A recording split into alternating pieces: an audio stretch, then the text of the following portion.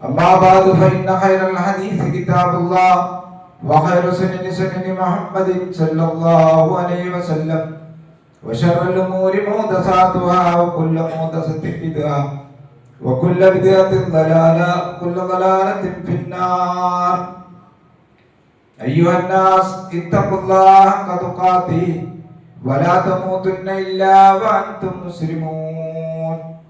أعوذ بالله من الشيطان الرجيم. بسم الله الرحمن الرحيم. أفرأيتم الماء الذي تشربون أأنتم أنزلتموه من المزن أم نحن المنزلون. لو نشاء جعلناه أجاجا فلولا تشكرون. ഏറെ ബഹുമാനാദരവുള്ള സത്യവിശ്വാസികളെ, സത്യവിശ്വാസിനികൾ, പരമദയാലുവായ പഠിച്ചവന്റെ ആജ്ഞാനിർദ്ദേശങ്ങൾ ജീവിതത്തിന്റെ നിഖില മേഖലകളിലും കഴിവിന്റെ പരമാവധി പാലിച്ചുകൊണ്ട് അള്ളാഹുവിനെ ഭയപ്പെട്ടുകൊണ്ട് നല്ല വിശ്വാസികളായി ജീവിക്കണമേ എന്ന് ആമുഖമായി ഉണർത്തുകയാണ്, വസിയത്ത് ചെയ്യുകയാണ്. സർവശക്തനായ റബ്ബ് അവന്റെ തൃപ്തി സമ്പാദിച്ചുകൊണ്ട് ജീവിച്ചു മരിക്കാൻ അള്ളാഹു നമുക്കൊക്കെ തൗഫീഖ് നൽകി അനുഗ്രഹിക്കുമാറാകട്ടെ. നമ്മുടെ ഇന്ന് പൊതുവെ നമ്മുടെ വീട്ടിലാണെങ്കിലും റോട്ടിലാണെങ്കിലും നാട്ടിലാണെങ്കിലും ഒക്കെ ഇന്നൊരു സംസാര വിഷയം രണ്ടാളുകൾ കാണുമ്പോൾ എല്ലാവരും പറയുന്ന ഒരു വിഷയമാണ് ഈ കാലത്തെ ചൂടിനെ കുറിച്ചിട്ട്. എന്തൊരു ചൂടാണ്! നമ്മളെല്ലാവരും പറഞ്ഞു പോകുന്ന തലത്തിലേക്ക് ചൂട് വർദ്ധിച്ചുകൊണ്ടിരിക്കുകയാണ്. നമുക്കറിയാം, നമ്മുടെ സംസ്ഥാനത്ത് പത്രമാധ്യമങ്ങളിലൂടെയൊക്കെ നിങ്ങൾ മനസ്സിലാക്കിയിട്ടുണ്ടാവും, ഉഷ്ണ തരംഗം നമ്മുടെ കേരളത്തിൽ ഉണ്ട് എന്നാണ് ഉത്തരവാദിത്തപ്പെട്ട ആളുകൾ നമ്മെ പഠിപ്പിച്ചുകൊണ്ടിരിക്കുന്നത്. അതുകൊണ്ട് തന്നെ പണ്ട് കൊറോണ കാലത്ത് ലോക്ക്ഡൗൺ ആയതുപോലെ സെൽഫ് ലോക്ക്ഡൗൺ ആയി ജീവിക്കണമെന്നാണ് കേരളത്തിന്റെ മുഖ്യമന്ത്രി ഇന്നലെ സൂചിപ്പിച്ചിരിക്കുന്നത്. പ്രത്യേകിച്ചും 11 മണി മുതൽ 3 മണി വരെയുള്ള സമയങ്ങളിൽ പുറത്തിറങ്ങരുത്, സ്വയം നിയന്ത്രിച്ചുകൊണ്ട് തന്നെ അത്യാവശ്യങ്ങളായ കാര്യങ്ങൾക്ക് വേണ്ടി മാത്രമല്ലാതെ പുറത്തിറങ്ങരുത് എന്നുള്ള ആരോഗ്യവകുപ്പിന്റെ നിർദ്ദേശം കൂടി നമ്മൾ പാലിക്കണമെന്ന് സൂചിപ്പിക്കുകയുമാണ്. ഇന്ന് 2 ജില്ലകളിൽ വിദ്യാഭ്യാസ സ്ഥാപനങ്ങൾക്ക് അവധിയാണ്. സാധാരണ മഴക്കെടുതി മൂലം കലക്ടർമാർ അവധി പ്രഖ്യാപിക്കാറുണ്ട്. പക്ഷെ ഇന്ന് 2 ജില്ലകളിൽ ചൂട് കൂടിയത് കാരണമായി ഗവൺമെന്റ് അവധി പ്രഖ്യാപിച്ചതും നിങ്ങളുടെയൊക്കെ ശ്രദ്ധയിലുണ്ടാവും. അതുപോലെ തന്നെ ഇന്നലെ നമ്മുടെ ജില്ലയിലടക്കം ചില കുട്ടികൾക്ക് സൂര്യാതാപമേറ്റു എന്നും മറ്റൊരു ജില്ലയിൽ ഒരു സഹോദരൻ സൂര്യതാപത്താൽ മരണപ്പെട്ടു എന്നും ഒക്കെ പറയുമ്പോൾ ചൂടിന്റെ ഗൗരവം നമ്മളത്ര ലഘൂകരിച്ച് കാണരുത് എന്ന് സൂചിപ്പിക്കുകയാണ്. ചൂട് ഒരു പരിധി വിട്ടാൽ മനുഷ്യനെ സംബന്ധിച്ചിടത്തോളം മാത്രമല്ല, ഈ ഭൂമിയിലുള്ള എല്ലാ ജീവജാലങ്ങൾക്കും അത് അസഹ്യമാണ്, സഹിക്കാൻ പറ്റുന്നതിന് അപ്പുറമാണ് എന്ന് നമുക്ക് മനസ്സിലാക്കാൻ സാധിക്കും. ഇന്ന് നമ്മുടെ നാട്ടിൽ രേഖപ്പെടുത്തിയിരിക്കുന്ന ഇപ്പോഴത്തെ ചൂട് 32-36 ഡിഗ്രി സെൽഷ്യസ് ആണ് ഇന്ന് നമ്മുടെ പ്രദേശത്ത് രേഖപ്പെടുത്തിയിരിക്കുന്നത്. ആരോഗ്യവകുപ്പ് സൂചിപ്പിക്കുന്നത് കേരളത്തിൽ ഇത് കൂടാൻ സാധ്യതയുണ്ട് എന്നാണ്. കേരളത്തിലെ ഏറ്റവും കൂടുതൽ ചൂട് രേഖപ്പെടുത്തപ്പെട്ട പ്രദേശം കൊല്ലം ജില്ലയിലാണ്. കൊല്ലം ജില്ലയിലെ പുനലൂർ എന്ന് പറയുന്ന സ്ഥലത്താണ് കേരളത്തിലെ ഏറ്റവും കൂടുതൽ ചൂട് രേഖപ്പെടുത്തിയത്. 40 ഡിഗ്രി സെൽഷ്യസ് ആണ്. ഇന്ത്യയിലെ ഏറ്റവും കൂടുതൽ ചൂട് രേഖപ്പെടുത്തപ്പെട്ട പ്രദേശം രാജസ്ഥാനാണ്. രാജസ്ഥാനിലെ ഫലോഡി എന്ന് പറയുന്ന പ്രദേശത്ത് 51 ഡിഗ്രി സെൽഷ്യസ് ആണ് രേഖപ്പെടുത്തപ്പെട്ട ഇന്ത്യയിലെ ഏറ്റവും വലിയ ചൂട്. എന്നാൽ ഭൂമിയിൽ രേഖപ്പെടുത്തപ്പെട്ട അല്ലെങ്കിൽ ലോകത്ത് ഏറ്റവും കൂടുതൽ ചൂട് രേഖപ്പെടുത്തപ്പെട്ടിരിക്കുന്നത് അമേരിക്കയിലാണ്. അമേരിക്കയിലെ കാലിഫോർണിയയിലെ ഡെത്ത് വാലി എന്ന് പറയുന്ന പ്രദേശത്ത് 56 ഡിഗ്രി സെൽഷ്യസ് ആണ് രേഖപ്പെടുത്തിയത്. അപ്പൊ ഭൂമിയിൽ രേഖപ്പെടുത്തപ്പെട്ട ഏറ്റവും വലിയ ചൂട് 56 ഡിഗ്രി സെൽഷ്യസ് ആണ്. എന്നാല് സൗരയുഗത്തിൽ നമ്മുടെ ഭൂമി കഴിഞ്ഞാൽ സൗരയുഗത്തിൽ ഏറ്റവും കൂടുതൽ ചൂട് രേഖപ്പെടുത്തപ്പെട്ടിരിക്കുന്ന ഗ്രഹം ശുക്രനാണ്. ശുക്രനിൽ നമ്മൾ അത്ഭുതപ്പെട്ടു പോകും. 462 ഡിഗ്രി സെൽഷ്യസ് ആണ്. നമ്മൾ തരഞ്ഞിട്ട് ആലോചിക്കുക. ഇപ്പൊ നമ്മുടെ കേരളത്തിൽ നമ്മുടെ ഇവിടെ ഉള്ളത് 36 ഡിഗ്രി സെൽഷ്യസ് ആണ്. പക്ഷെ ശുക്രനിലുള്ള ചൂടിന്റെ ഗൗരവം നിങ്ങൾ ആലോചിക്കുക. 462 ഡിഗ്രി സെൽഷ്യസ് ആണ് എന്ന് പറഞ്ഞാൽ എല്ലാ ലോഹങ്ങളും, ഈയമടക്കമുള്ള ലോഹങ്ങൾ, പാറകൾ എല്ലാം നിമിഷ നേരം കൊണ്ട് ദ്രവിച്ച് ഉരുകി പോകുന്ന അത്രയും അതിശക്തമായ ചൂടാണ്. ഇത് ഞാൻ സൂചിപ്പിച്ചത് നമ്മളെ ഒന്ന് ആലോചിക്കാൻ വേണ്ടിയാണ്. അല്ലാഹു സൂറത്ത് തൗബയിൽ പറയുന്നുണ്ട് ചൂടിനെ കുറിച്ച്. അവിടെ തബൂക്ക് യുദ്ധത്തിലേക്ക് ആളുകൾ വിളിച്ച് നബി സല്ലല്ലാഹു അലൈഹി വസല്ലം കൊണ്ടുപോകുന്ന സന്ദർഭത്തിൽ കൂട്ടത്തിലുണ്ടായിരുന്ന മുനാഫിക്കുകളായിട്ടുള്ള ആളുകൾ പറഞ്ഞു, ഓ നബിയെ എന്തൊരു ചൂടാണ്, ഇന്ന് നമ്മളൊക്കെ പറയുന്ന എന്തൊരു ചൂടാണ്, ഈ ചൂടത്ത് ഇപ്പൊ നമ്മൾ അങ്ങോട്ട് പോകണോ? അപ്പൊ അതുമായി ബന്ധപ്പെട്ട് സൂറത്ത് തൗബയിൽ അല്ലാഹു തന്നെ സൂചിപ്പിക്കുന്നത് 81-ാമത്തെ വചനത്തിൽ. അപ്പൊ അല്ലാഹു അതിന് മറുപടി പറയുന്നത് എന്താ പറയുക, ഒരു യുദ്ധത്തിന് പോരാൻ എന്തെങ്കിലും ഒരു കാരണം ഉണ്ടാക്കി, ചൂടുണ്ട്, എന്നാൽ ഈ ചൂട് കാരണമായിക്കൊണ്ട് അള്ളാഹുവിന്റെ മാർഗത്തിൽ ധർമ്മസമരം നടത്തുന്നതിന് തടസ്സമായി അവർ പറഞ്ഞത് ചൂടാണെന്ന്. അപ്പൊ അള്ളാഹുവിന് മറുപടി പറഞ്ഞു കൊടുക്കുന്ന നബിയെ, നാറു ജഹന്നം അശദ്ദു ഹർറാ, ഈ നരകാഗ്നി, അള്ളാഹുവിന്റെ നരകാഗ്നി അതിശക്തമായ ചൂടാണെന്ന് അവർ മനസ്സിലാക്കിയിരുന്നു എങ്കിൽ. അപ്പൊ ഈ ആയത്തിനെ വിശദീകരിച്ചുകൊണ്ട് നബി കരീം സല്ലല്ലാഹു അലൈഹി വസല്ലം പറഞ്ഞിട്ടുണ്ട്, അള്ളാഹു നരകത്തിൽ കത്തിക്കപ്പെടുന്ന ചൂടിന്റെ, തീയിന്റെ ചൂട് റസൂലുള്ളാഹി സ്വല്ലല്ലാഹു അലൈഹി വസല്ലം പറയുന്നത് ഇമാം അബൂ ഹുറൈറ റളിയല്ലാഹു അൻഹു ഉദ്ധരിക്കുന്ന ഹദീസിൽ കാണാൻ സാധിക്കും. നാറുക്കും ആദിയിലെത്തി യൂഖദീബിനു ആദം, മനുഷ്യപുത്രന്മാരെ ഇവിടെ ദുനിയാവിൽ കത്തിക്കുന്ന തീയുടൽ അതിന്റെ നരകച്ചൂടിന്റെ 70-ൽ ഒരു അംശം മാത്രമേ ഭൂമിയിലുള്ള ചൂടുള്ളൂ എന്നാണ് റസൂൽ സല്ലല്ലാഹു അലൈഹി വസല്ലം നമുക്ക് പഠിപ്പിച്ചത്. നിങ്ങൾ ആലോചിച്ച് നോക്കി, എത്രയായിരിക്കും ആ ചൂടിന്റെ ശക്തി എന്ന് നമ്മൾ ആലോചിച്ച് നോക്കുക. അപ്പൊ ഇത്രയും ചൂടുണ്ടാവുമോ നമ്മളത് ആലോചിക്കേണ്ട വിഷയമാണ്. ഇപ്പൊ നമ്മളെ സംബന്ധിച്ചിടത്തോളം ഇപ്പോൾ 36 ഡിഗ്രി അല്ലെങ്കിൽ ഒരു 46 ഡിഗ്രി ചൂടാകുമ്പോൾ തന്നെ നമുക്ക് അസഹ്യമാണ്, നമുക്ക് മാത്രമല്ല ജീവജാലങ്ങൾക്കൊക്കെ. പക്ഷെ ഇത്രയും അതിശക്തമായ ചൂട് ഉണ്ടാകുമോ? ഉണ്ടാകുമെന്ന് തന്നെയാണ്. നരകത്തിൽ മാത്രമല്ല, നരകത്തിൽ ഉണ്ടാകുമെന്ന് അല്ലാഹുവിന്റെ റസൂലും അന്ന് നമുക്ക് പഠിപ്പിച്ചതാണ്. പക്ഷെ വിശ്വാസികളെ സംബന്ധിച്ചിടത്തോളം നമുക്ക് ആലോചിക്കേണ്ടത്, അള്ളാഹു അതിന്റെ ചില മോഡലുകൾ ഇവിടെ കാണിച്ചു തന്നതാണ്. ചൂട് അതാണ് ഞാൻ സൂചിപ്പിച്ചത്. നമ്മുടെ ഈ പ്രപഞ്ചത്തിൽ നമ്മൾ ആലോചിക്കുകയാണ് എങ്കിൽ നമുക്ക് മനസ്സിലാക്കാൻ സാധിക്കും, നമ്മൾ ജീവിക്കുന്ന ഭൂമിയെ കുറിച്ച് പലപ്പോഴും നമ്മളൊന്നും ആലോചിക്കാറില്ല, ചിന്തിക്കാറില്ല. ഭൂമി എന്ന് പറയുമ്പോൾ നമുക്കറിയാലോ, സൗരയുഗത്തിലെ ഒരു ഗ്രഹം മാത്രമാണ് ഭൂമി, നമ്മൾ ജീവിക്കുന്ന ഭൂമി. ഈ ഭൂമിയെ കുറിച്ച് നമ്മൾ ആലോചിക്കണം. ഭൂമി എന്ന് പറയുമ്പോൾ സൗരയുഗത്തിലെ ആകാശഗംഗയിലെ ഒരു വിഭാഗമാണ് സൗരയുഗം. ആ സൗരയുഗത്തിലെ ഇനങ്ങളാണ് നമ്മളെ 8 ഗ്രഹങ്ങളും അതുമായി ബന്ധപ്പെട്ടിരിക്കുന്ന സംഗതികളുമൊക്കെ.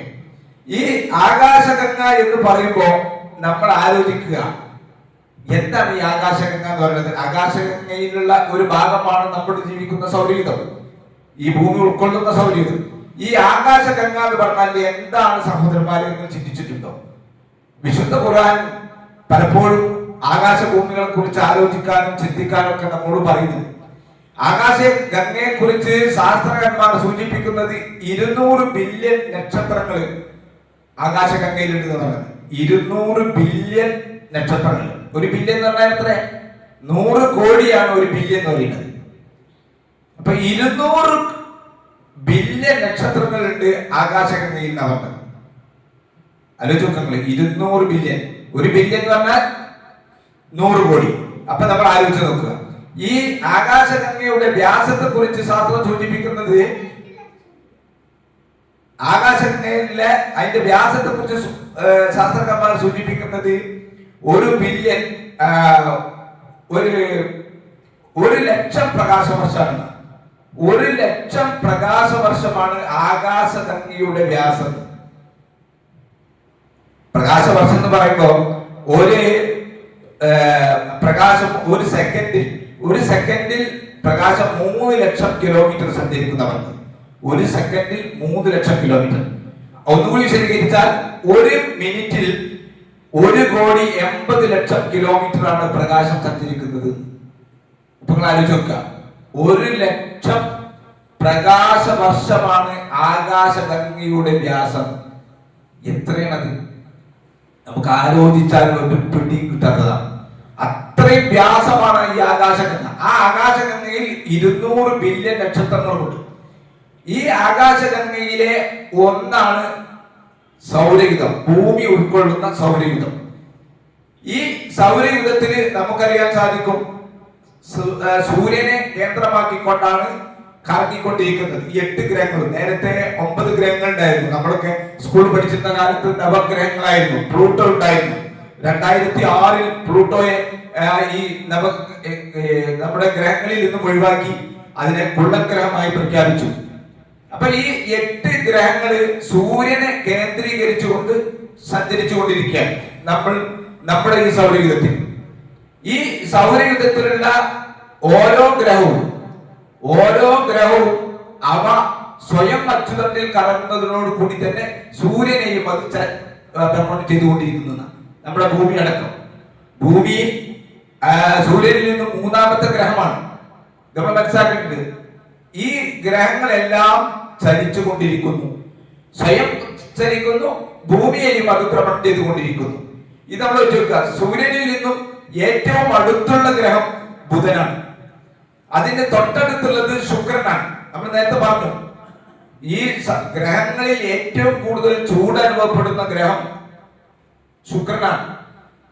അത് കഴിഞ്ഞിട്ടാണ് ഭൂമി, അത് കഴിഞ്ഞിട്ട് ചൊവ്വ.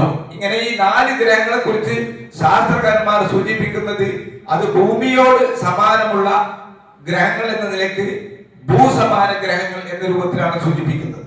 എന്നാൽ മറ്റ് 4 ഗ്രഹങ്ങള് വ്യാഴം, ശനി, യുറാനസ്, നെപ്റ്റ്യൂൺ, അതിൽ അധികവും വാതകവുമായി ബന്ധപ്പെട്ട മിശ്രിതങ്ങളായതുകൊണ്ട് വാതക ഭീമന്മാർ എന്ന പേരിലാണ് അവ അറിയപ്പെടുന്നത്. ഇതിന്റെ ഇടയിൽ ഭൂമിയെ സംബന്ധിച്ചിടത്തോളം നമ്മൾ ആലോചിക്കുമ്പോൾ ഭൂമി വലിപ്പം കൊണ്ട് 5ാമതാണ്, സ്ഥാനം കൊണ്ട് 3ാമതാണ്. ഈ ഭൂമിയിൽ മാത്രമാണ് ഏറ്റവും വലിയ ഗ്രഹം വ്യാഴമാണ്. നമ്മൾ പഠിച്ചിട്ടുണ്ടാവും, വ്യാഴമാണ്. അതുപോലെ ശനിയാണ് അതിൽ വലയമുള്ള ഗ്രഹം. ഇങ്ങനെ കുറെ പ്രത്യേകതകൾ പഠിച്ചു. പക്ഷെ ഭൂമിയിൽ മാത്രമാണ് ജീവന്റെ തുടിപ്പുകളുള്ള ഒരേ ഒരു ഗ്രഹം ഭൂമി മാത്രമാണ്. അപ്പൊ എന്തുകൊണ്ട് സഹോദരന്മാരെ, സഹോദരികളെ, നമ്മൾ ആലോചിക്കുക, ഇത് മാത്രമല്ല കേട്ടോ. സൗരയുധം എന്ന് പറയുമ്പോൾ നമ്മൾ ഈ പറഞ്ഞ ഈ 8 ഗ്രഹങ്ങൾ മാത്രമല്ല, അതിനോട് കൂടെ തന്നെ 160ഓളം ഉപഗ്രഹങ്ങൾ ഈ നമ്മുടെ സൗരയുധത്തിലുണ്ട്. 8 ഗ്രഹങ്ങളും ആ 8 ഗ്രഹങ്ങളുടെ കൂടാതെ 160ഓളം ഉപഗ്രഹങ്ങളും 5 കുള്ളൻ ഗ്രഹങ്ങളും അതുപോലെ തന്നെ ഉൽക്കകളും വാൽനക്ഷത്രങ്ങളും കൂടിയ വിശാലമായ ഒരു ലോകമാണ് നമ്മൾ മനസ്സിലാക്കിയിരിക്കുന്ന നമ്മുടെ ഈ ഭൂമി ഉൾക്കൊള്ളുന്ന ഈ ഗ്രഹങ്ങളുടെ കൂട്ടം. ഇവിടെ ഈ ഭൂമിയിൽ മാത്രം എന്തുകൊണ്ട് ഇങ്ങനെ ജീവൻ ഉണ്ടായി നമ്മൾ ആലോചിക്കേണ്ട ഒരു വിഷയം. വിശുദ്ധ ഖുർആൻ വളരെ കൃത്യമായി നമുക്ക് പഠിപ്പിച്ചു തരുന്നുണ്ട്. ഭൂമിയിൽ മാത്രമാണ്, ഈ 8 ഗ്രഹങ്ങളിലും ജീവന്റെ ഒരു തുടിപ്പ് പോലുമില്ല. ഭൂമി ഇപ്പോ കഴിഞ്ഞ മാസം നിങ്ങൾ പത്രങ്ങളിൽ വായിച്ചിട്ടുണ്ടാവും, ചന്ദ്രനിലേക്ക് പോയിരിക്കുന്ന ആളുകൾ ഭൂമിയെ നിരീക്ഷിച്ചപ്പോൾ അവർക്ക് മനസ്സിലാക്കാൻ സാധിച്ചത് നീലഗ്രഹമായി കൊണ്ടാണ് ഭൂമിയെ കാണുന്നത്. അത് കാണാനുള്ള കാരണം ഈ ഭൂമിയുടെ 2/3 ഭാഗവും വെള്ളമാണ്. അപ്പൊ പുറമേ നിന്ന് ഭൂമിയെ നോക്കുമ്പോൾ ഒരു നീല ഗ്രഹമായിട്ട് ഭൂമിയെ തോന്നുന്ന. അപ്പൊ എന്തുകൊണ്ട് ഭൂമിയിൽ മാത്രം ഇത്ര ജലമുണ്ടായി? എന്തുകൊണ്ട് ഭൂമിയിൽ മാത്രം ഇങ്ങനെ ജീവൻ നിലനിൽക്കാനുള്ള സാധ്യതകൾ ഉണ്ടായി എന്തുകൊണ്ട് ഭൂമിയിൽ മാത്രം മനുഷ്യന് ശ്വസിക്കുവാനുള്ള വായു ഉണ്ടായി? ഇത് നമ്മൾ ആലോചിക്കേണ്ടത്. ഇത് താനെ ഉണ്ടായതല്ല. ഇത് താനെ ഉണ്ടായതല്ല. ഇതിന്റെ പിന്നിൽ സർവശക്തനായ പടച്ച തമ്പുരാന്റെ അപാരമായ കഴിവുകളുണ്ട് എന്ന് നമുക്ക് മനസ്സിലാക്കാൻ സാധിക്കും. ഒരു യാദൃച്ഛികതയിലാണ് ഇങ്ങനെ ഉണ്ടാകുന്നതെങ്കിൽ ഒരിക്കലും ഇത് നിലനിൽക്കൂല. നിങ്ങൾ ആലോചിച്ച് നോക്കി. സാധാരണ പറയാറുണ്ടല്ലോ, ചക്കട്ടപ്പം മുയലിട്ടി. അത് എന്തെങ്കിലും ഒരു പ്രാവശ്യം ചിലപ്പോൾ ലഭിച്ചു എന്ന് വരാം. പക്ഷെ ഇത് നൂറ്റാണ്ടുകളോളം വർഷങ്ങളോളം തുടരുന്ന ഒരു പ്രവർത്തനമാണ്. ഈ പ്രവർത്തനം എന്തുകൊണ്ടുണ്ടായി? വിശുദ്ധ ഖുർആൻ സൂറത്ത് ആൽ ഇംറാനിൽ വിശ്വാസികളെ കുറിച്ച് പറഞ്ഞിടത്ത് പറയുന്നുണ്ട്, അല്ലദീന യദ്കുറൂനല്ലാഹ ഖിയാമൻ വഖൂദ. വിശ്വാസികളായിട്ടുള്ള ആളുകൾ ഇതിനെ കുറിച്ചൊക്കെ ആലോചിക്കണം. നമ്മൾ ജീവിക്കുന്ന ഭൂമി എന്താണ്? മറ്റ് ഗ്രഹങ്ങളുടെ സ്വഭാവം എന്താണ്? എന്തുകൊണ്ട് അവിടെ ജീവിക്കാൻ സാധിക്കുന്നില്ല? എന്തുകൊണ്ട് അവിടെ നിൽക്കാൻ സാധിക്കുന്നില്ല? എന്തുകൊണ്ട് ശ്വസിക്കാൻ സാധിക്കുന്നില്ല? എന്തുകൊണ്ട് 462 ഡിഗ്രി സെൽഷ്യസിൽ ചൂട് എന്തുകൊണ്ട് അവിടെ ഉണ്ടായി? പക്ഷെ ഭൂമിയിൽ ഏറിയ ചൂട് നമ്മൾ കണ്ടത് 56 ഡിഗ്രി സെന്റിഗ്രേഡ് ആണ്. എന്തുകൊണ്ടുണ്ടായി? ഇത് പടച്ച തമ്പുരാൻ മനുഷ്യന്മാർക്ക് വേണ്ടി പടച്ച തമ്പുരാൻ സംവിധാനിച്ചതാണ്. ഇത് മനുഷ്യന്മാർ ആലോചിക്കും. വിശ്വാസികൾ പറയും, അല്ലദീന യദ്കുറൂനല്ലാഹ ഖിയാമൻ വഖൂദ. അവർ ഇരുന്നു കൊണ്ടും കിടന്നുകൊണ്ടും അതുപോലെ തന്നെ നിന്നുകൊണ്ടും അവർ അല്ലാഹുവിനെ കുറിച്ച് ഓർക്കും. വയതഫക്കറൂന ഫീ ഖൽഖി സമാവാതി വൽ അർദ്. ആകാശ ഭൂമികളുടെ സൃഷ്ടിപ്പിനെ കുറിച്ച് അവർ ആലോചിക്കും. നമ്മൾ ആലോചിക്കണം, നമ്മൾ ചിന്തിക്കണം. ആകാശ ഭൂമികളെ കുറിച്ച്, അതിന്റെ സൃഷ്ടിപ്പിനെ കുറിച്ച് അവർ ആലോചിക്കും, ചിന്തിക്കും. റബ്ബന, എന്നിട്ട് അവർ പറയും, റബ്ബന മാ ഖലഖ്ത ഹാദാ ബാതില. പടച്ചവനെ, നീ ഈ ഭൂമിയെ വെറുതെ സൃഷ്ടിച്ചതല്ല, ഒരു ലക്ഷ്യമില്ലാതെ നീ സൃഷ്ടിച്ചതല്ല.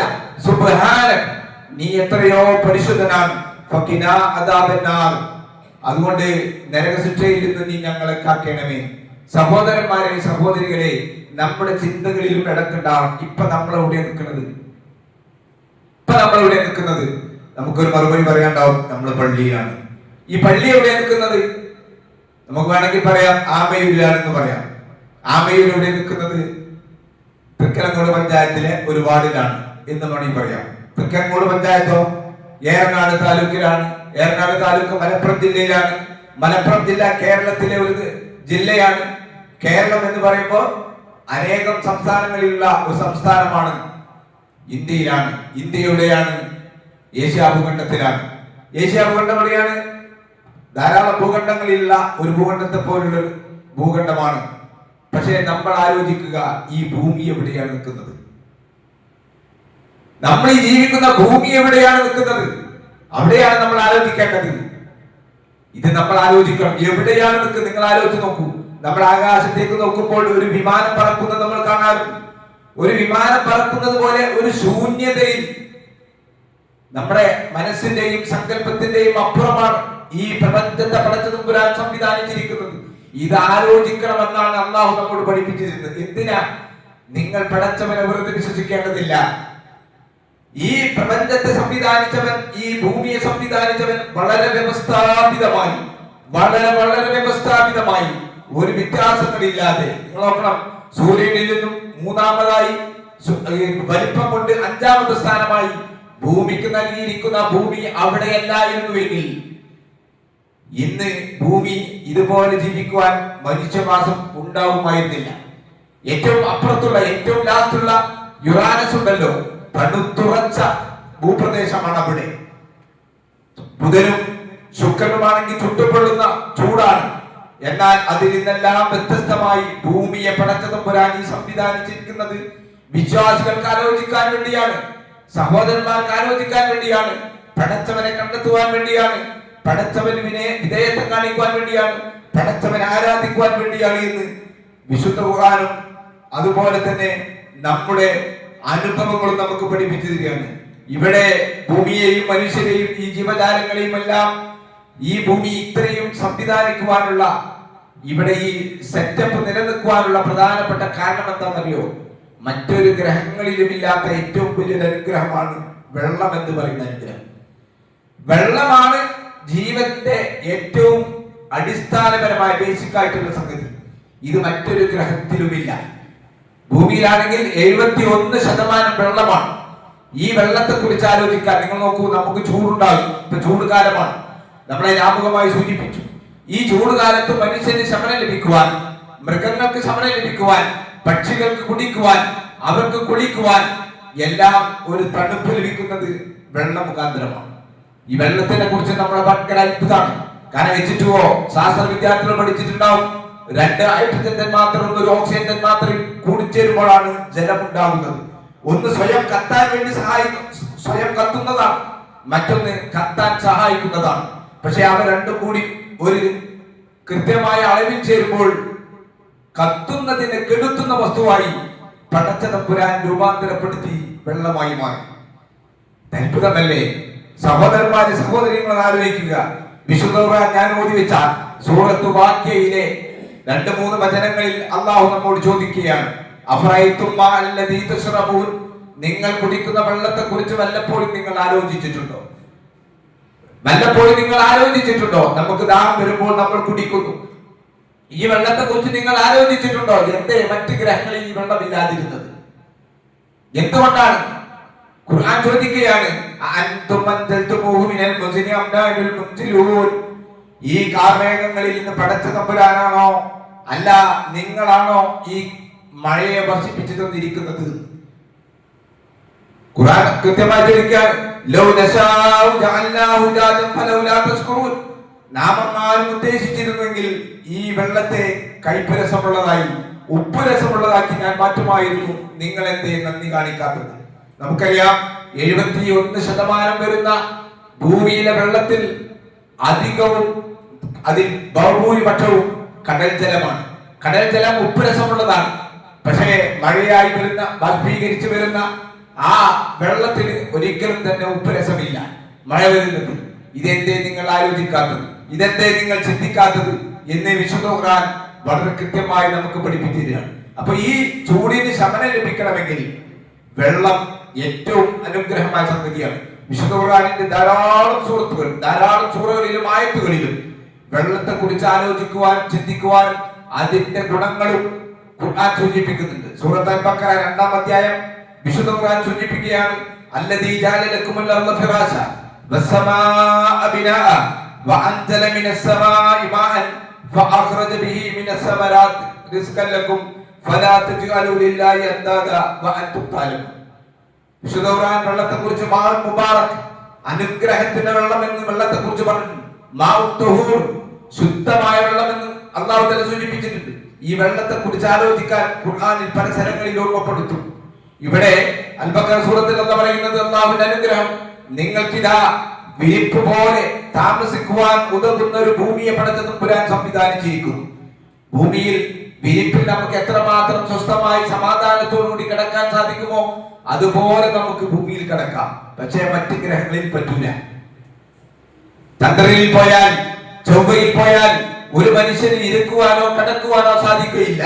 അവിടുത്തെ ഗുരുത്വാകർഷണം കുറവാണ്.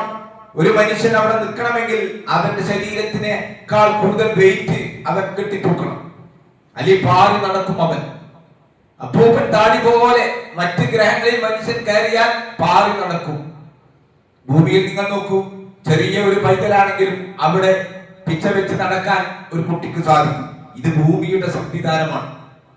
അങ്ങനെ വിരിപ്പ് പോലെ നിങ്ങൾക്കാക്കി തന്നവൻ. ഇത് നമ്മൾ മനസ്സിലാക്കണമെങ്കിൽ മറ്റ് ഗ്രഹങ്ങളെ കുറിച്ച് പഠിക്കുമ്പോൾ, മറ്റ് ഗ്രഹങ്ങളിലുള്ള സംവിധാനങ്ങളെ കുറിച്ച് പഠിക്കുമ്പോഴാണ് നമുക്ക് മനസ്സിലാക്കാൻ സാധിക്കുന്നത് എന്തുകൊണ്ട് സൗരയുഗത്തിൽ ഭൂമിയിൽ മാത്രം ഇങ്ങനെ സംവിധാനം ഉണ്ടായി. ഇതിന്റെ പിന്നിൽ ആരും പ്രവർത്തിച്ചിട്ടില്ലേ? അവിടെയാണ് നമ്മൾ ആലോചിക്കേണ്ടത്, ബുദ്ധി കൊടുത്ത് ആലോചിക്കേണ്ടത്. എന്നിട്ട് അല്ലാഹു സൂചിപ്പിച്ചു, ആകാശത്തെ നിങ്ങൾക്ക് നാം എടുപ്പാക്കി തന്നിരിക്കുന്നു. ഇല്ലേ, സൂര്യനിൽ നിന്ന് വരുന്ന അതിശക്തമായ അൾട്രാ വയലറ്റ് രശ്മികൾ, കോസ്മിക് രശ്മികൾ, ഇവയെല്ലാം ഭൂമി ആകാശം ഒരു മേലാപ്പ് പോലെ മനുഷ്യന്മാർക്കും ജീവജാലങ്ങൾക്കും സംരക്ഷണത്തിന് വേണ്ടി ഈ ഭൂമിയെ ആകാശത്തെ പടച്ച തമ്പുരാൻ സംവിധാനിച്ചിരിക്കുന്നു. ഇതൊന്നും താനെ ഉണ്ടായതല്ല. ഇത് മനുഷ്യന്മാരുടെ കൈക്കടത്തൽ കൊണ്ട് ഇതൊക്കെ നശിപ്പിച്ചുകൊണ്ടിരിക്കുകയാണ്. ഓസോൺ പാളികൾക്ക് വിള്ളൽ വരുത്തുകയാണ്. ഓസോൺ പാളികൾക്ക് വിള്ളൽ വരുത്തുമ്പോൾ സ്വാഭാവികമായും സൂര്യനിൽ നിന്ന് വരുന്ന അതിശക്തമായ രശ്മികൾ ശരീരത്തിലേക്ക് വരും, ഭൂമിയിലേക്ക് വരും. അത് മനുഷ്യൻ കേടുവരുത്താൻ പാടില്ല എന്ന് നമുക്ക് മനസ്സിലാക്കാൻ സാധിക്കും. നാം നിങ്ങൾക്ക് ആകാശത്തിൽ നിന്നും ഇതാ വെള്ളം ഇറക്കി തന്നിരിക്കുന്നു. ആ വെള്ളം മുഖാന്തരം നിങ്ങൾക്ക് ധാരാളം പഴവർഗ്ഗങ്ങൾ പടച്ചു തമ്പുരാൻ ഉൽപ്പാദിപ്പിച്ചു തന്നു. ഏത് സസ്യങ്ങൾ ഉണ്ടാകണമെങ്കിലും, പഴവർഗ്ഗങ്ങൾ ഉണ്ടാകണമെങ്കിലും, സസ്യലതാദികൾ ഉണ്ടാകണമെങ്കിലും വെള്ളം വേണം. വെള്ളമില്ലാഞ്ഞാൽ നിങ്ങൾ ആലോചിച്ച് നോക്കുക, വളരെ വളരെ പ്രയാസമാണ്. കുടിക്കാനും കുളിക്കാനും നമ്മുടെ വീട്ടിലെ ആവശ്യങ്ങൾക്ക് വേണ്ടിയും നമ്മുടെ പക്ഷികൾക്കും മൃഗങ്ങൾക്കും ജന്തുജാലങ്ങൾക്കും ഒക്കെ വെള്ളമില്ലാത്ത ഒരു സാഹചര്യം വന്നാൽ നമുക്ക് എവിടുന്ന് കിട്ടും? ഇത് നമ്മൾ ആലോചിക്കേണ്ടുന്ന വളരെ പ്രധാനപ്പെട്ട ഒരു വിഷയമാണ്. അതുകൊണ്ട് നിങ്ങൾ ഈ ഇത്തരം കാര്യങ്ങൾ ചെയ്തു തന്നിരിക്കുന്ന പടച്ചവന് നിങ്ങൾ എന്തിന് സമന്മാരുണ്ടാകും? നിങ്ങൾ അല്ലാഹുവിനോട് മാത്രമേ നിങ്ങൾ ദുആ ചെയ്യാൻ പാടുള്ളൂ. ഖുർആൻ നമുക്ക് പഠിച്ചു തരികയാണ്, നിങ്ങൾ അറിയുന്നവരായിരിക്കെ. ഇത് എന്റെ പ്രിയപ്പെട്ട സഹോദരന്മാരെ, സഹോദരികളെ, നമ്മൾ ജീവിക്കുന്ന ഈ ഭൂമിയിലെ അല്ലാഹു നൽകിയിരിക്കുന്ന അനുഗ്രഹങ്ങളുടെ കൂട്ടത്തിൽ, ഒരുപാട് അനുഗ്രഹങ്ങളുടെ കൂട്ടത്തിൽ ഏറ്റവും വലിയൊരു അനുഗ്രഹമാണ് വെള്ളം. ആ വെള്ളം പടച്ചതമ്പുരാന്റെ അനുഗ്രഹമാണ് എന്ന് മനസ്സിലാക്കിക്കൊണ്ട് ആ വെള്ളത്തോട് നമ്മൾ കാണിക്കേണ്ടുന്ന കുറെ കടമകളും കടപ്പാടുണ്ട്. കഴിഞ്ഞ ആഴ്ച നമ്മൾ സൂചിപ്പിച്ചു, വെള്ളം നമ്മൾ ദൂർത്ത് കാണിക്കാൻ പാടില്ല, അപരിമീയമായി കാണിക്കാൻ പാടില്ല. ഇങ്ങനെ ഒരുപാട് ബാധ്യതകൾ നമ്മൾ ആ ജലത്തോട് നിർവഹിച്ചുകൊണ്ട് പടച്ചതമ്പുരാനോട് ശുക്ർ ചെയ്തുകൊണ്ട്, പടച്ചോന്റെ കരുണ ഇല്ല എങ്കിൽ, അള്ളാഹുവിന്റെ ഈ നിയമത്തില്ല എങ്കിൽ ആർക്കും തരാൻ പറ്റില്ല. കിണറിലെ വെള്ളം പറ്റിയാൽ ചിലപ്പോൾ നമുക്ക് കോയൽക്കിണർ കുഴിക്കാം. കോയൽക്കിണർ കുഴിച്ചാലും ചിലപ്പോൾ വെള്ളം കിട്ടിക്കൊള്ളുന്നില്ല. എത്രയോ അനുഭവങ്ങൾ നമ്മുടെയൊക്കെ നാടുകളിലുണ്ട്. കോയൽക്കിണർ അങ്ങനെ താഴ്ന്നു താഴ്ന്നു പോകുക എന്നല്ലാതെ. അപ്പൊ അള്ളാഹുവിന്റെ ഈ അനുഗ്രഹത്തെ മനസ്സിലാക്കിക്കൊണ്ട് ജീവിക്കാൻ നമ്മൾ ശ്രമിക്കുക.